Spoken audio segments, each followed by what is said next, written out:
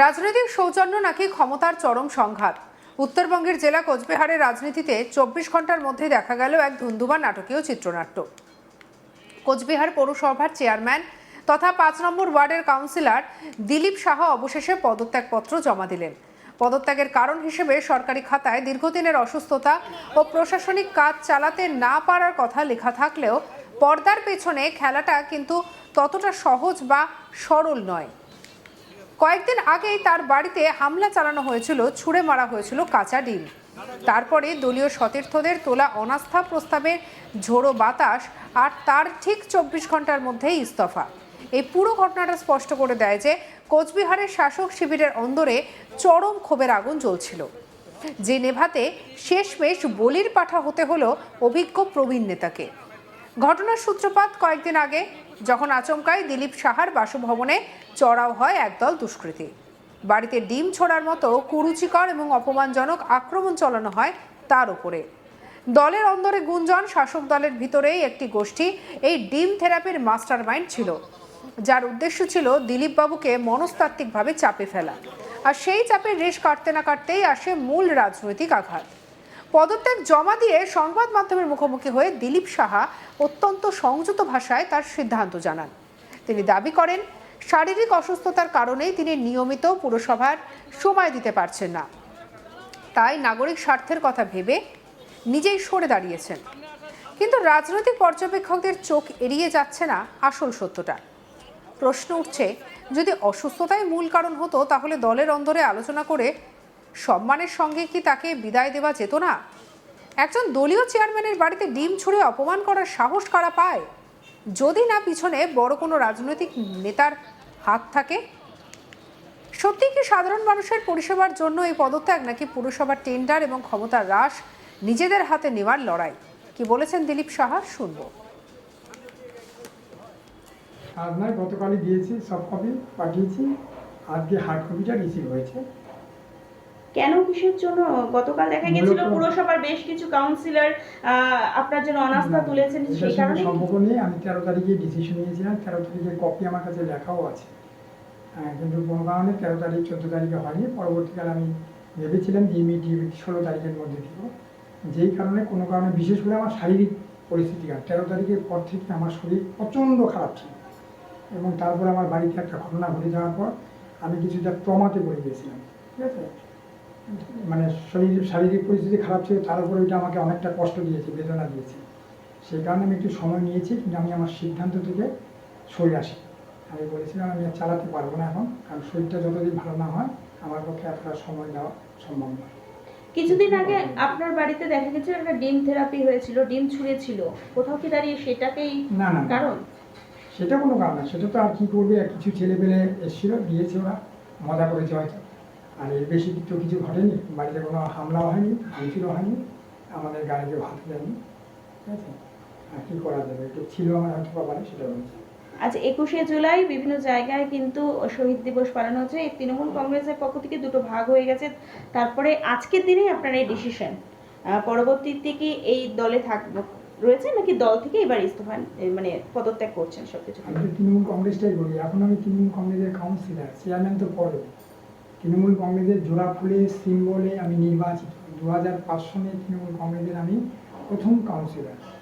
আজও আমি তৃণমূল, কোন তৃণমূল সেটা নেই, তৃণমূল। আর তৃণমূল মানেই মমতা, মমতা মানেই তৃণমূল, মমতাকে বাদ দিয়ে কখনো তৃণমূল হয় না। আগামী দিনে যখন পৌরসভার নির্বাচন হবে, তখন কি আবার কাউন্সিলরের ভবিষ্যৎ বলবে, সেটা এখনো দেরি আছে, ভবিষ্যতেই বলবে। সোমবার 20শে জুলাই সোজা সদর মহকুমা শাসক বা এসডিও দপ্তরে গিয়ে হাজির হন তৃণমূল কংগ্রেসের একাংশের কাউন্সিলররা। তাদের মুখে একটাই অভিযোগ, চেয়ারম্যান অসুস্থ, দীর্ঘদিন পুরসভায় আসছেন না, স্তব্ধ হয়ে রয়েছে শহরের নাগরিক পরিষেবা এবং উন্নয়নমূলক কাজকর্ম। এসডিওর হাতে অনাস্থা বার্তা সম্বলিত চিঠি তুলে দিয়ে তারা দাবি করেন, পুরসভাকে স্বাভাবিক ছন্দে ফেরাতে দ্রুত প্রশাসনিক রদবদল দরকার। কাউন্সিলরদের এই চরম অবস্থানের ঠিক 24 ঘন্টা কাটতে না কাটতে দিলীপ সাহা বুঝতে পারেন তার পায়ের তলার মাটি আর অবশিষ্ট নেই। মঙ্গলবার আনুষ্ঠানিকভাবে তিনি পদত্যাগপত্র জমা দেন। কি বলছেন শুভজিৎ কুণ্ডু, শুনব। জানেন সবাই বিষয়টা যে যিনি এখন চেয়ারম্যান আছেন আমাদের, উনি হচ্ছে এই অভিষেক ব্যানার্জির মানে ক্লোজ একজন, খুবই একদম, হ্যাঁ, অভিষেক ব্যানার্জির মনোনীত চেয়ারম্যান উনি। তো উনি শারীরিক এই অসুস্থতা বা অন্য বিভিন্ন কারণে কয়েকদিন থেকে মানে অফিসে আসছেন না উনি। তো অফিসে না আসাতে বর্ষাকাল এখন, তো কাজকর্ম খুব মানে প্রবলেম হচ্ছে, মানুষজনের অনেক অভিযোগ আছে, অনেক বিষয় আছে। তো সেই বিষয়ে উনি কোনো কাজ করতে গিয়ে আসছে না উনি, আর কি পরিষেবাটা দিতে উনি ব্যর্থ। তো আমরা সবাই, আমরা বোর্ড অফ কাউন্সিলররা মিলে এই এইচডিও সাহেবের এখানে আমরা দিলাম একটা ডেপুটেশন, দিলাম আমরা একটা মানে দিলাম আমরা যে ওনার মানে হচ্ছে রিমুভাল আমরা চাই আর কি। হ্যাঁ, অনার্সটা একটা আমরা দিলাম। সাহেব আমাদের বললেন যেটা মানে যেমন নিয়ম আছে সেই নিয়ম অনুযায়ী উনি সব কাজকর্ম করবেন। তারপরে আগামীতে মানে যেমন করে যা নিয়ম আছে পৌর আইন অনুযায়ী যা আছে সেইভাবে। কতজন সদস্য সই করেছেন? 13 জন আছে এখন, আরও আছে সঙ্গে আছে, তারা একটু বাইরে আছে, ওনাদের নেই সইনি, কিন্তু আছে ওনাদের। সেক্ষেত্রে কি খালি চেয়ারম্যানের বিরুদ্ধে আনা হয়েছে না ভাইস চেয়ারম্যানের বিরুদ্ধে? চেয়ারম্যানের বিরুদ্ধে শুধু। হ্যাঁ 20 জনের মধ্যে 13 জন কাউন্সিলরের স্বাক্ষর রয়েছে। হ্যাঁ হ্যাঁ, উনি তো বেশি আছে আরও। আপনি বললেন উনি অভিষেক ব্যানার্জি ঘনিষ্ঠ, উনি অভিষেক ব্যানার্জি বসে, তাহলে আপনারা কি এখন ঋতব্রতর দিকে ঝুঁকছেন? আমরা মানুষ আমাদেরকে মানে ভোট দিয়ে জায়গায় আমাদেরকে নিয়ে এসছে আমাদেরকে। আমাদের দায়িত্ব যেই অবধি আমাদের টাইম আছে মানুষকে আমরা আমাদের যেটা মানে পরিষেবা দিয়ে যাবো আমরা। আপনারা তৃণমূলের কোন পক্ষের দিকে আছেন? এখন তো পক্ষ নেই, কাউন্সিলর আছি আমরা। মানুষ ভোট দিয়েছে আমাদেরকে, কাউন্সিলর বানিয়েছে, আমাদের দায়িত্ব এটা আমাদের পরিষেবা দেওয়া। ফুল টাইম আপনারা কাজ করতে দিন? ফুল টাইম মানে ফুল টাইম, হাফ টাইম তো ওটা মানে টাইম বলবে ওটা। হ্যাঁ, এখন আমরা চাচ্ছি আর কি যে বোর্ডের যে মানে অচল অবস্থাটা আছে ওটা জানি একটু মানে মানে ঠিক হয়, মানুষকে জানি যেটা মানে পরিষেবাটা জানি এখন আমরা দিতে পারি আর কি। সেক্ষেত্রে অনাস্থা আনার পরে আপনারা নতুন করে বোর্ড বানানোর দাবি করবেন? মানে ওটা ওটাও আবার মানে টাইমই বলবে ওটা যে কী হবে, বোর্ড হবে না কী হবে, কী আইন আছে, কেমন করে কী হবে না হবে, সব যেমন আইন আছে সেই আইন অনুযায়ী হবে।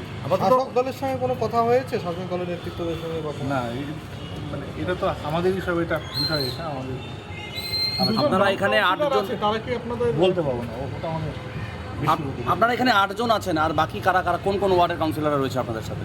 সব মানে দেওয়া আছে ওনার কাছে, লিস্টটা দেওয়া আছে, অনেক সবার নাম। চেয়ারম্যান তো কয়েকদিন আগে বলেছিলেন যে নিজে মঙ্গলবারের মধ্যে পদত্যাগ করবেন বলেছিলেন। ওটা না মানে আমাদের ওটা মানে বলার ওটা বিষয় না ওটা আমাদের। হ্যাঁ, ওটা এখন মানে ওনার বিষয়, ওটা ব্যক্তিগত বিষয়, ওটা উনি কী করবেন ওটা ওনার বিষয়। সঙ্গে রাখুন আজ তাক বাংলাকে সাবস্ক্রাইব করতে ভুলবেন না।